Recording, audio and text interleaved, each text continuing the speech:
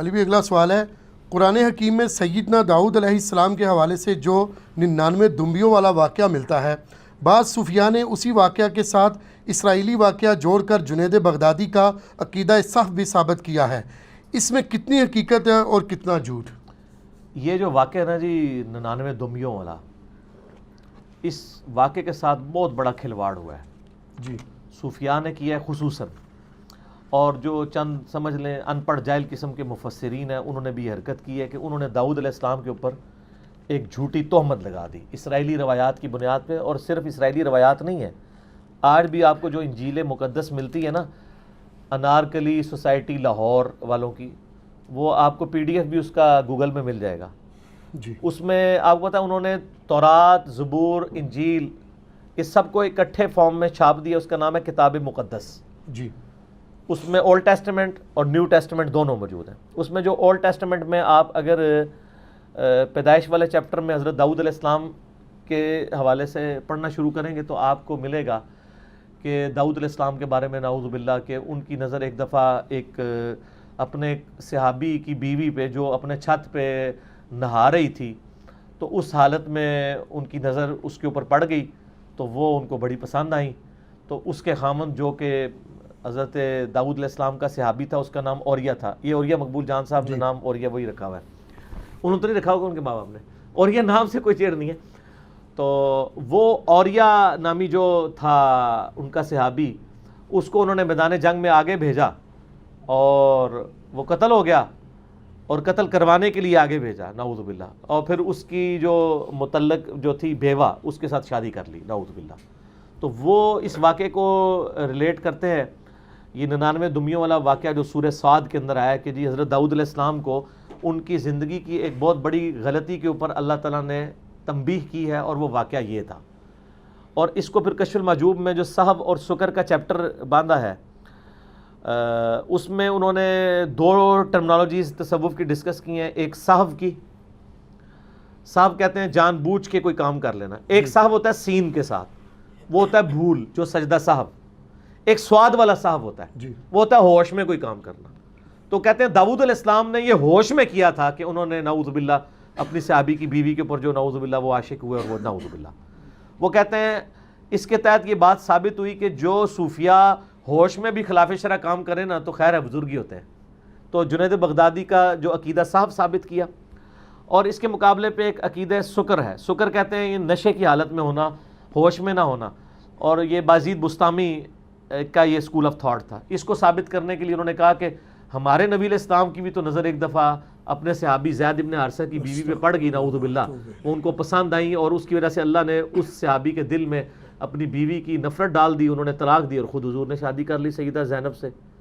اب یہ آدھی بات تو درست ہے کہ سیدہ زینب سے شادی کی، اور وہ زید ابن حارثہ کی بیوی بھی تھی، باقی جو سٹوری میں رنگ بھرے ہیں وہ انہوں نے من گھڑت جھوٹی روایتوں کا سہارا لیا ہے۔ تو اس کے اوپر تو میں عرصہ دراز سے یعنی بول رہا ہوں، میرا یوٹیوب پہ ایک کلپ بھی ہے، نبی الاسلام کو بدنام کرنے والے واقعات ایسے ہماری کتابوں میں داخل کیے گئے۔ تو سکر بارل یہ صاحب اور سکر 2 ٹرمز ہیں، آپ کشف المحجوب کے اندر پڑھ سکتے ہیں۔ میں بزرگوں کو کچھ نہیں کہہ رہا، ان کی کتابوں اور چھاپنے والوں کو کہہ رہا ہوں، بزرگوں کے ساتھ ہمارا لینا دینا کوئی نہیں ہے جی، وہ جانے اور اللہ کا معاملہ جانے۔ جی، ہم تو کہہ رہے ہیں جو اس وقت کتاب موجود ہے جس میں ایسے فاسد نظریات ہیں ان کتابوں کی پرنٹنگ بند ہونی چاہیے۔ تو وہاں پہ صاحب والا معاملہ اوریہ کی بیوی کے ساتھ یہ والا سارا چکر انہوں نے اس سے ثابت کیا، اور پھر قرآن کے ساتھ اس کو ریلیٹ کرتے ہیں یہ لوگ۔ یہ سورہ صاد جو ہے نا جی پارہ نمبر 22 کے اندر آتی ہے سورہ صاد، اس کے اندر یہ حضرت داؤد علیہ السلام کا یہ والا واقعہ موجود ہے، بالکل پارہ نمبر 22 نہیں ہے، یہ 23 ہے۔ اعوذ باللہ من الشیطان الرجیم، بسم اللہ الرحمن الرحیم۔ یہ آیت نمبر 21 سے آنورڈ ذکر آتا ہے کہ 2 لوگ جو ہیں وہ حضرت داؤد علیہ السلام کے گھر میں داخل ہوتے ہیں اپنا مقدمہ لے کے، صحیح، کہ آپ فیصلہ کریں۔ ظاہر ہے داؤد علیہ السلام حکمران بھی تھے، اور ساتھ ظاہر ہے کہ اس وقت جو حکمران ہوتا تھا وہ جسٹس کا کام بھی وہی کرتا تھا۔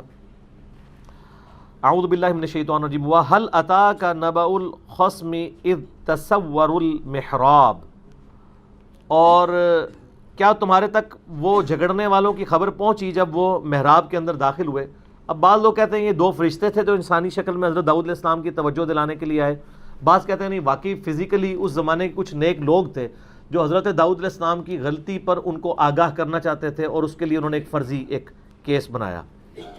اذا خلوا علی داود، جب وہ داؤد علیہ السلام کے اوپر داخل ہوئے، ففزع منہم قالوا لا تخف، تو جب وہ ظاہر ہے کہ جب اچانک آپ کی اس طریقے سے گھر کے اندر کو بندہ داخل ہو جائے تو بندہ گھبرا جاتا ہے کہ یہ کدھر سے داخل ہو گئے ہیں، جی یعنی مین گیٹ سے بھی نہیں ہے۔ تو انہوں نے کہا آپ ڈریے مت۔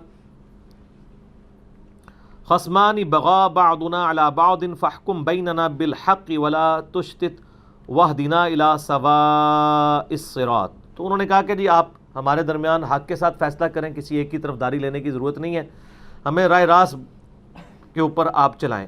ان ھذا اخی، یعنی وہ جو مظلوم تھا وہ دوسرے بندے کی طرف اشارہ کر کے کہنے لگا کہ یہ میرا بھائی ہے، لہو 99 نعجہ، اس کے پاس 99 دھومیاں ہیں، ولی نعجۃ واحدہ، جبکہ میرے پاس ایک ہی دھمبی ہے۔ فقال اکفلنیھا وعزنی فی الخطاب، اور یہ مجھے کہتا ہے وہ جو تیرے پاس ایک دھمبی ہے نا یہ بھی مجھے دے دے، اور اپنے یعنی گفتار کے زور پہ مجھ پہ غلبہ بھی چاہتا ہے، یعنی وہ سینچری کرنے کے چکروں میں ہے، اپنے پاس اس کے 99 دھمیاں موجود ہیں اور میرے پاس تو ہے ہی ایک دھمبی ہے، اور مجھے یہ کہہ رہا ہے کہ وہ ایک دھمبی بھی مجھے دے دو، تو میرے پاس تو ہے ہی ایک ہے، بجائے کہ میرے ساتھ اپنی دھمیاں شیئر کرتا، مجھ سے میری ایک بھی مانگ رہا ہے اپنی سینچری کرنے کے چکر میں۔ اچھا، یہ وہ 99 دھمیوں والا واقعہ ہے۔ جی قال لقد ظلمك بسؤال نعجتك الى نعاجه، تو حضرت داؤد علیہ السلام نے وہی کہا جو ہم نے بھی یعنی یہی کہیں اس کے جواب میں، ان کا یہ تو بڑا ظالم آدمی ہے جو تجھ سے اس قسم کی ڈیمانڈ کر رہا ہے کہ وہ تمہاری ایک دمبی کو اپنی 99 دمبیوں میں ملانا چاہتا ہے۔ وَإِنَّ كَثِيرًا مِّنَ الْخُلَطَاءِ لَيَبْغِي بَعْضُهُمْ عَلَى بَعْضٍ، اور پھر ساتھ داؤد علیہ السلام نے کہا کہ اکثر لوگوں کا حال یہی ہے کہ وہ اپنے جو ساتھی جو ان کی مجلس کے لوگ ہوتے ہیں ان کے ساتھ زیادتی کر جاتے ہیں، بعض کے ساتھ۔ الا الذین آمنوا، ہاں جو ایمان لائے، وعملوا الصالحات، اور جو نیک عمل کرنے والے ہیں، وقلیل ما ہم، یعنی وہ جو نیکوکار لوگ ہیں نا وہ بچ جائیں تو زیادہ بات ہے۔ عموماً یہی دیکھا گیا کہ لوگ اپنے جو ساتھیوں کے ساتھ اس قسم کی زیادتی کرتے ہیں۔ وظن داود، اس وقت پھر داؤد کا گمان اس طرف گیا، انما فتناہ فاستغفر ربہ وخر راکعا واناب، داؤد علیہ السلام کو فوراً کھٹک گئی کہ یہ اس واقعے میں اللہ نے مجھے آزمایا تھا، تو فوراً انہوں نے استغفار کی اللہ کی طرف، اور وہ فوراً حالت رکوع میں اللہ کی طرف جھکے۔ یہ آیت سجدہ بھی ہے، تو وہ رکوع کیا ٹو باؤ ڈاؤن کرنے سے بھی سجدہ ہو جاتا ہے۔ اللہ اکبر، سبحان ربی اللہ۔ تو ماتھا رکھنا اعلیٰ ترین درجہ ہے۔ مسئلہ نمبر 115 میرا اس کے اوپر مسئلہ نمبر 119 ریکارڈڈ موجود ہے آیات سجدہ کے اوپر، اس میں بھی میں نے اس قرآن حکیم کے جو 15 سجدے ہیں، 14 نہیں ہے سر 15 ہیں، جیسے قبر میں 3 نہیں 4 سوال ہیں، قرآن میں بھی 14 نہیں 15 سجدے ہیں، تو اس میں نے بتایا تھا۔ اب وہ کہتے ہیں دیکھیں اس سے پتہ چلا کہ داؤد علیہ السلام کو اللہ تعالیٰ سے تنبیہ کی اور ان کی غلطی کا ان کو احساس ہوا، ان کو یہ پتہ چلا کہ اس سے مجھے آزمایا جا رہا ہے، تو اس میں پھر وہ سٹوری میں رنگ اس طرح بھرتے ہیں، اور یہ رنگ بھرا یہودیوں نے، اور ایک سٹوری انہوں نے ڈیوائس کی جو تورات کے اندر آج بھی موجود ہے ڈال دی۔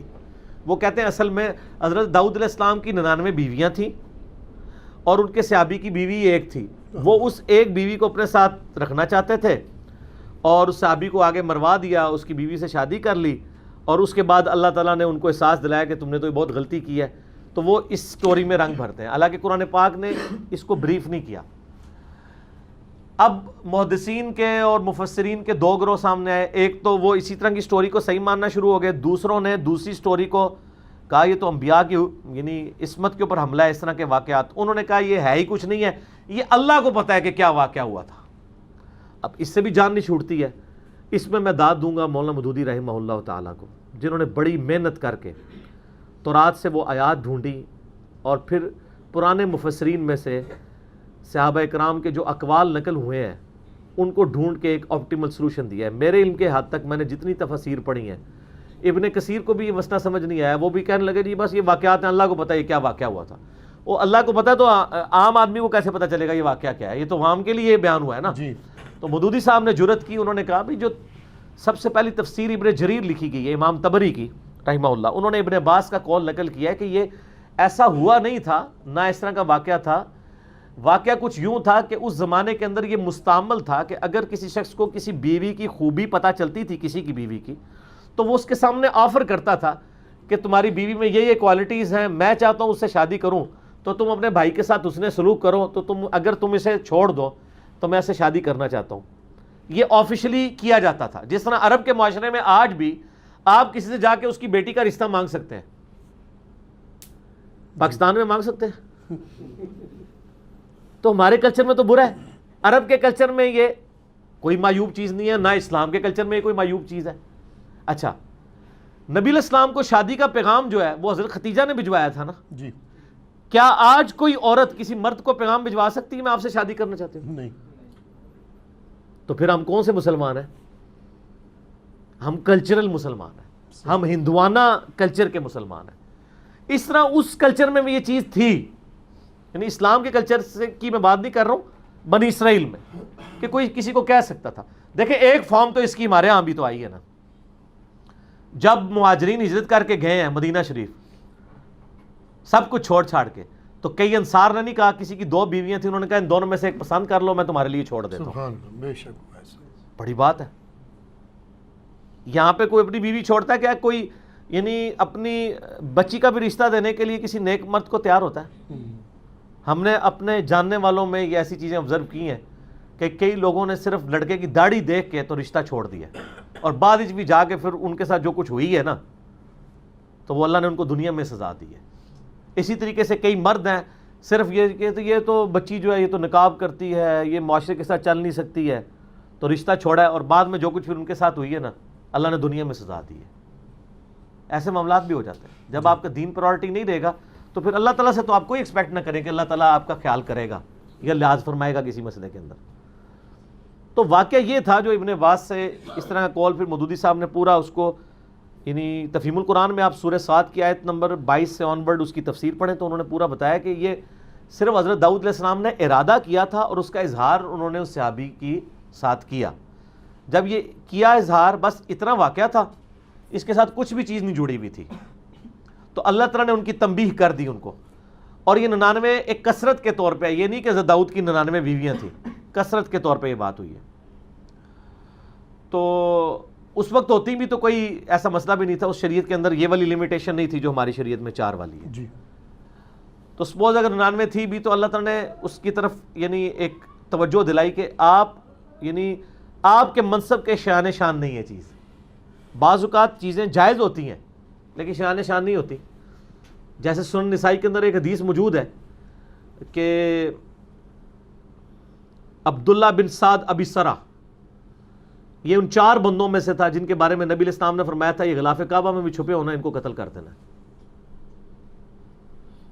تو ان میں ایک اکرمہ بن ابی جہل بھی تھے جو بھاگ کے چلے گئے, اور وہ راستے میں سمندری طوفان آ گیا, تو ادھر سب اللہ کو پکارنا شروع ہو گئے. انہوں نے کہا اللہ کیا بتوں کو کیوں نہیں پکارتے؟ انہوں نے کہا ادھر بت نہیں کام آتے, اللہ ہی کام آتا ہے. تو انہوں نے کہا یا اللہ مجھے بچا لے تو میں نبی کے ہاتھوں میں ہاتھ دے کے اسلام قبول کروں گا. وہ بچ گئے تو آ کے چوری چھپے آ کے حضور علیہ السلام سے امان مانگی, آپ نے معاف کر دیا. حالانکہ فتویٰ نکلا ہوا تھا.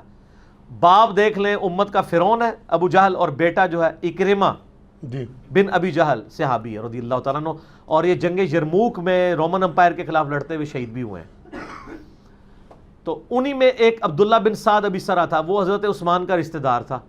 تو حضرت عثمان غنی رضی اللہ تعالیٰ عنہ نے رشتہ داری کی وجہ سے اسے چھپا لیا اور اچانک لا کے حضور کے سامنے پیش کر دیا. آپ علیہ السلام نے رخ انور پھیر لیا, پھر دوسری طرف سے کہ حضور اس کی توبہ قبول کر لیں. اب وہ کاتب وحی تھا اور مرتد ہوا تھا. بخاری مسلم میں آتا ہے نا, کاتب وحی مرتد ہو گیا تو اس کو دفناتے تھے تو زمین باہر پھینک دیتی تھی. یہ بہت بڑا جرم تھا, تو نبی علیہ السلام اس کو معاف نہیں کرنا چاہتے تھے. دوسری طرف سے آپ نے رخ انور پھیر لیا, تیسری دفعہ چوتھی دفعہ آپ نے کہا چلو ٹھیک ہے اس کا اسلام قبول ہے. اب یہ لانا بات ہے, یہی بندہ پھر حضرت عثمان کی شہادت کا سبب بھی بعد میں بن گیا. تو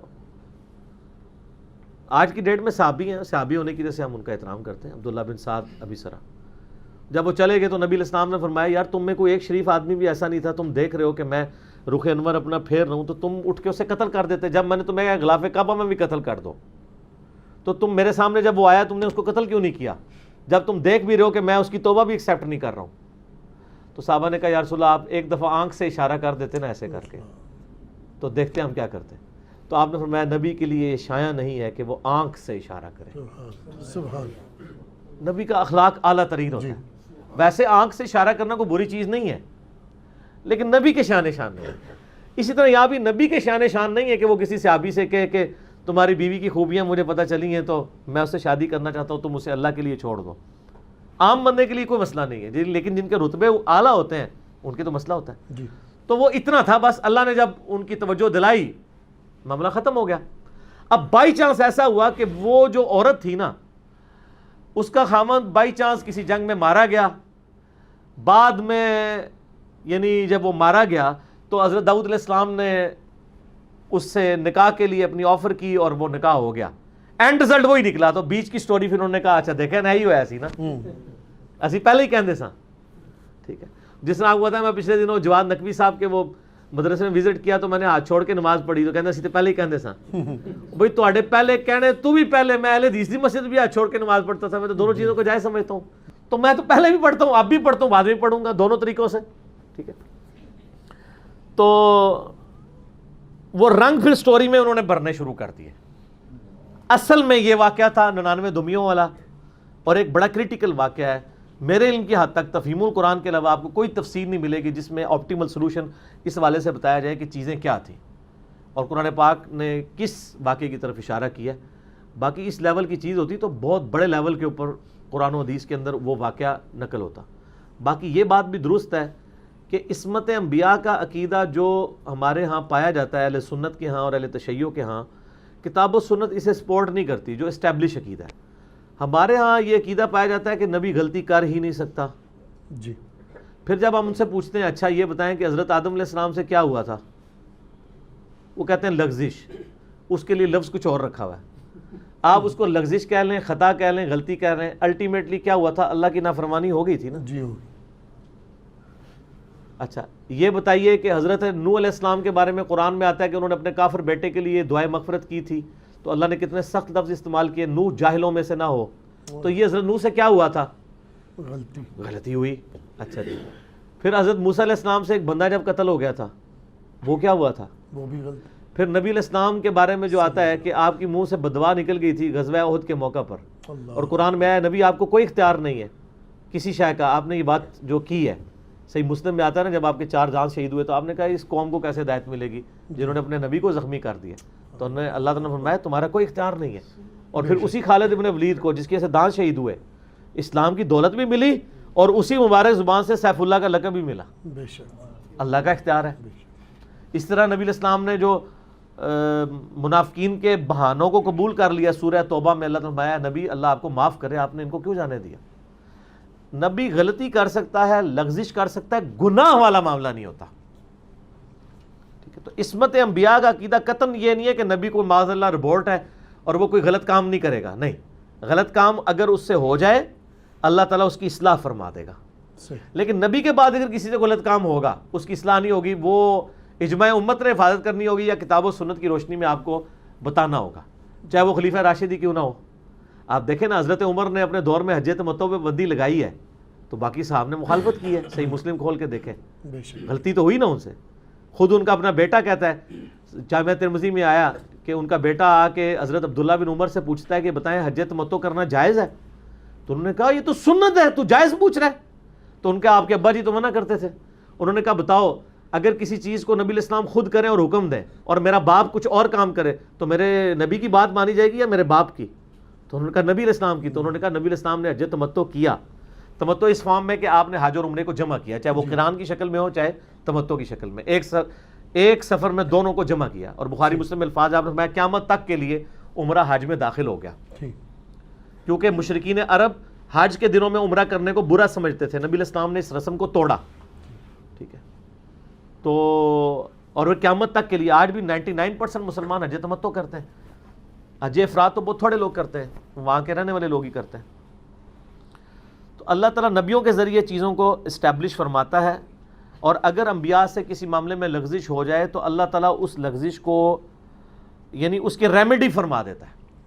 لیکن نبی کے علاوہ کسی اور شخص کی ریمیڈی اللہ نے نہیں کرنی ہے، وہ اجماع امت کرے گا اور آپ علمی اختلاف کے ذریعے کریں گے.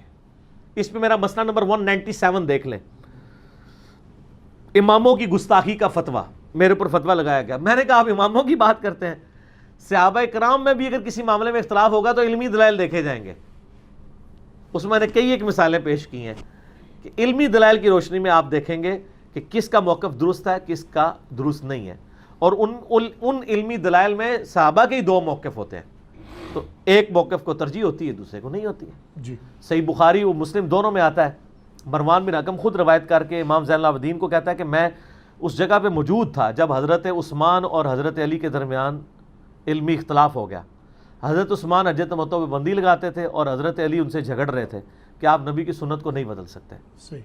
تو حضرت عثمان نے جب دیکھا کہ ان کے پاس کوئی علمی دلیل تو نہیں تھی تو انہوں نے کہا علی تم ہمیں ہمارے حال پہ چھوڑ دو. تو حضرت علی کو غصہ آیا، انہوں نے کہا کہ میں پھر حجۃ تمتع کی نیت کرتا ہوں. پھر یہ بخاری مسلم دونوں میں نے کربلا والے ریسرچ پیپر میں بھی ڈالا ہے. پھر حضرت علی جب خلیفہ بنے تو انہوں نے پھر حضرت عثمان نے یہ جو پابندی لگائی تھی وہ اٹھا دی. حضرت علی کی اگر خلافت کے وہ 4-5 سال نہ ہوتے تو یہ امت سے یہ سنت اٹھ جاتی، لیکن اللہ تعالیٰ حفاظت کرواتا ہے. پھر حضرت معاویہ نے اپنے دور میں بھی حضرت علی کے ایک سمجھ لیں ان سے ٹسل کی وجہ سے اس پہ دوبارہ بندی لگانے کی کوشش کی، لیکن امت نے قبول نہیں کی. آج پوری امت حجۃ تمتع کرتی ہے، پاکستان، انڈیا، بنگلہ دیش، جتنے دوسرے لوگ ہیں حجۃ تمتع کرتے ہیں. پریکٹیکلی امت کے اجماع نہیں، دو خلفائے راشدین حضرت عمر اور عثمان رضی اللہ عنہما وعلیہم السلام کے حکومتی ڈیسیژنز کو چھوڑ دیا ہے. تو یہ ہے جو اجماع امت کی حفاظت کرتا ہے. جو نبی علیہ السلام فرمایا میری امت کبھی گمراہی پہ جمع نہیں ہوگی. اجماع امت اتنی بڑی دولت ہے کہ خلیفہ راشد بھی اگر کوئی غلط ڈیسیژن کرے تو اجماع اس ڈیسیژن کو چینج کر دے گا. اجماع جو ہے اس امت کی حفاظت میں کھڑا ہوا ہے. ٹھیک ہو گیا. یہ المستدل الحاکم میں صحیح سند کے ساتھ ہے 399 نمبر حدیث کے. نبی علیہ السلام فرمایا کہ جماعت پہ اللہ کا ہاتھ ہے، میری امت کبھی بھی گمراہی پہ جمع نہیں ہوگی. امت خود بخود حفاظت کرے گی. اس قرآن کی حفاظت کا ذریعہ بھی اللہ نے امت کو بنایا ہے اور دین کی حفاظت کا ذریعہ بھی امت کو. علماء کو نہیں سر، علماء تو ایک دوسرے کو کافر بھی کہتے ہیں، ایک دوسرے کو بدعتی بھی کہتے ہیں.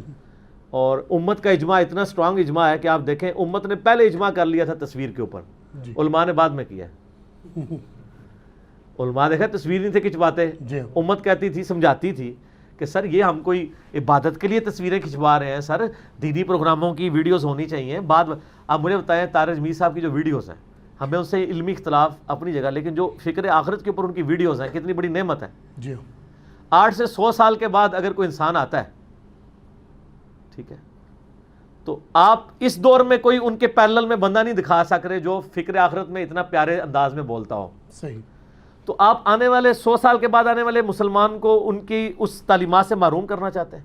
بالکل ٹھیک. اگر ان کی ویڈیوز ریکارڈ نہ ہوتی اور وہ ریجڈ رہتے اسی طریقے سے جس طرح رائے ونڈ والے ہیں جی، تو آج پبلکلی ان کی چیزیں تو سامنے نہ آتی.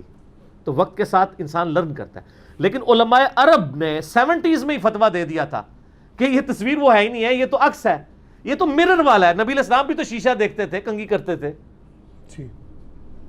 وہ سٹل تو نہیں ہوتا تھا اور وہ عکس ہوتا تھا اسی بندے کا. تو یہ بگاڑ والا معاملہ نہیں ہے، تعظیم والا معاملہ نہیں ہے. اور 80s میں ہی آپ دیکھیں ڈاکٹر اسرار صاحب رحمہ اللہ تعالیٰ، ڈاکٹر طاہر القادری صاحب، ان کو اسی زمانے میں ویڈیو کا مسئلہ سمجھ آ گیا تھا جو باقی علماء کو آ کے 21ویں صدی میں سمجھ آیا. اب تو آلموسٹ سب کو سمجھ آ گیا ہے، اور ایسا سمجھ آیا کہ وہ ہمارے ایک بھائی کہتے ہیں کہ پہلے ویڈیو حرام تھی، پہلے کیا تھی؟ حرام. اس کے بعد مباح ہو گئی کہ خیر ہے، جائز ہے، حرام نہیں ہے. اس کے بعد جناب مستحب ہوئی کہ یہ تو بہتر ہے جی، ثواب کا کام ہے، تو ویڈیو بنانی چاہیے، علم کی ترویج ہو. اور اب واجب ہو گئی. آپ ویڈیو بغیر سٹارٹ نہیں ہوتے.